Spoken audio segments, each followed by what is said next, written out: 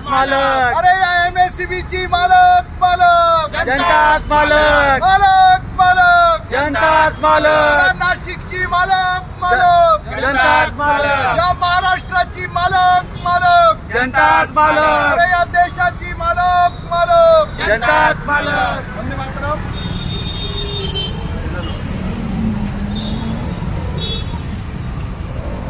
निर्भय महाराष्ट्र पार्टीची पदयात्रा रोज सुरू आहे. नाशिक महानगरपालिका क्षेत्रामध्ये 1000 किलोमीटरची ही पदयात्रा आहे. माझ्या मागे उभं राहा. 1000 किलोमीटरची ही पदयात्रा आहे. रोज साधारण 3 ते 5 किलोमीटर आम्ही चालतो.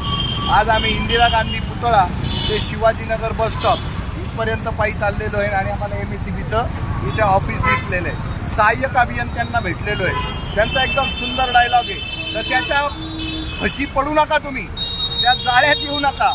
त्यांचा लय भारी डायलॉग आहे. फोन दाखव.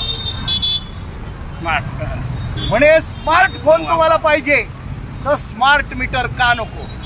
वकील बनून युक्तिवाद केला असेल तर हा युक्तिवाद सुप्रीम कोर्टात सुद्धा चालेल, हाय कोर्टात सुद्धा चालेल, सेशन कोर्टात सुद्धा चालेल, JMFC मध्ये पण चालेल, सगळीकडे चालेल. पण आम्हाला युक्तिवादात इंटरेस्ट नाही. आम्हाला स्मार्ट मीटरमुळं आम्हाला पूर्वी येणारं 400-500 रुपये बिल ते जर आज 2000 रुपये, 1200 रुपये, 1700 रुपये, 1600 रुपये, 3300 रुपये जर येत असेल तर हे स्मार्ट कसं. ते म्हणतात स्मार्ट मीटरनी तुमची बचत होते. तर त्यांनी आम्हाला उदाहरणं सांगितले की ज्यांचं 500 रुपये बिल येतं, ज्यांचं 500 रुपये बिल येतं त्यांचं 200-300 यायला लागलं. तर इथं कमेंटमध्ये सांगा ज्यांना यांनी फसवून स्मार्ट मीटर गळ्यात मारलं अशा ग्राहकांनी कमेंट करा. अशा ग्राहकांनी कमेंट करा ज्यांचं बिल पूर्वी 500 येत होतं त्यांना यांनी फॉल्टी मीटर दाखवून नवीन मीटर तुमच्या गळ्यात मारलं. Smart meter. स्मार्ट नाशिकची पण घोषणा झाली. तर इथं कमेंटमध्ये टाका नाशिकमध्ये स्मार्ट काय आलं. स्मार्ट या शब्दाखाली भाजप शासन केंद्रात, राज्यात, देशात सगळीकडं स्थानिक स्वराज्य संस्था जनतेची लूट मोठ्या प्रमाणावर करते. तर स्मार्ट म्हणा ना, आम्हाला स्मार्ट या शब्दाची भीती वाटायला लागली. आता जसं पोलीस म्हटल्यावर सुरक्षा, पोलीस म्हटल्यावर रक्षक हे शब्द यायला हवे, आत्ता ते येत नाही. तसं स्मार्ट नाशिक म्हटल्यावर कुठं स्मार्टनेस दिसत नाही. गटरींचा प्रॉब्लेम तसाच. स्मार्ट रोडही तसेच. स्मार्ट फुटपाथ, उलट फुटपाथ मोठे केले, रस्ते छोटे केले.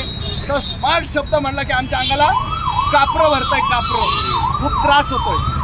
तर इथे कमेंट करा की स्मार्ट MSCBचं मीटर बसवल्यानंतर, MSCBचं स्मार्ट मीटर बसवल्यानंतर कोणाला 500 रुपये येणारं बिल हे 300 रुपये आलं, 400 रुपये आलं आणि त्याचा काय फायदा झाला. आजपर्यंत MSCBचा काळा इतिहास आहे. जेव्हापासून स्मार्ट मीटर आलं यांनी त्या स्मार्ट मीटर बसवणाऱ्या टोळ्या वेगवेगळ्या इमारतींमध्ये सामसूम असताना सोडल्या आणि दनादन 5-10 मीटर 15 मीटर बदलले. 10-10 माणसं गेले एकाच वेळेला आणि स्मार्ट मीटर बसवून टाकलं. पहिली पद्धत. दुसरी पद्धत, ज्यांचं मीटर फॉल्टी झालं नॅचरली त्याचं काढून एका मिनिटात फेकून दिलं आणि लगेच दुसरं बसवलं. तिसरं, काही ओव्हर स्मार्ट लोक आहे स्वतःहून अर्ज केले त्यांना ते बसवलं. आणि हे काय म्हणतायत, ही MSCBची प्रॉपर्टी आहे. ग्राहक मंचामधून देशभर सगळे लोक लढले. हे मीटर जर आमचं आहे तर तुम्ही भाडं का घेता. मीटरचे पैसे आम्ही देऊन टाकले तुम्हाला, तरी तुम्ही आमच्याकडनं भाडं उकळलेलं आहे. MSCBनी महाराष्ट्रात जेवढी लूट केली त्याच्यात ऊर्जा मंत्री आला 15-20 वर्षापासून. त्या मीटरमधल्या एकेका युनिटमध्ये ऊर्जा मंत्र्याचा पण हिस्सा यायला लागला. तेव्हापासून उद्ध्वस्त झाला महाराष्ट्रातला नागरिक, MSCBचा ग्राहक. आणि आता कोणी शाहजूकपणे म्हणू नका काँग्रेसच्या राज्यात असं झालं. हो, त्यांच्याही राज्यात झालं, तुमच्याही राज्यात चालू आहे. युतीच्याही राज्यात लुटालूट होती. प्रत्येक राज्यातल्या ऊर्जा मंत्र्यांनी त्या युनिटमध्ये पैसे खाल्ले. आता काय एकलऱ्याच्या राखेत पैसे खाऊन राहिले. राख माफिया पैदा केले. तसे हे स्मार्ट मीटर माफिया पैदा केले तुम्ही. आमचा सामान्य नागरिक ही वीज घेतोय ना, त्याला सगळ्या बाजूनी नागडं केलंय तुम्ही. तुम्ही सौर ऊर्जा बसवा सांगितलं सुरुवातीला, तुमच्या बिलात वजा करू सांगितलं. पण त्याच्यात सुद्धा इतका घोळ, इतके स्कॅम, इतकी लूट, तर आम्ही 2 लाखाचं 3 लाखाचं युनिटही बसवायचं, तुमचं स्मार्ट मीटरही बसवायचं, आम्हाला रिलीफ काहीच नाही. कालच मी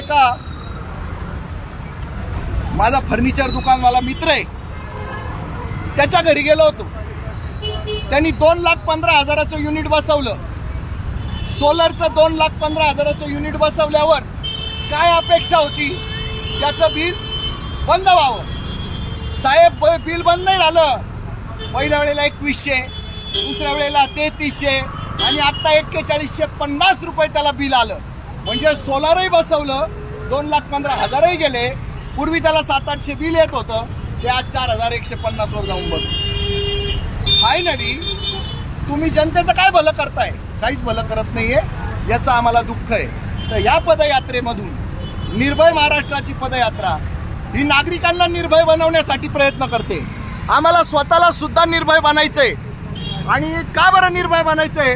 तर आम्हाला जिथं जिथं सुरक्षा देण्यासाठी जे जे लोक तुम्ही नेमले तेच लोक आम्हाला लुटताय.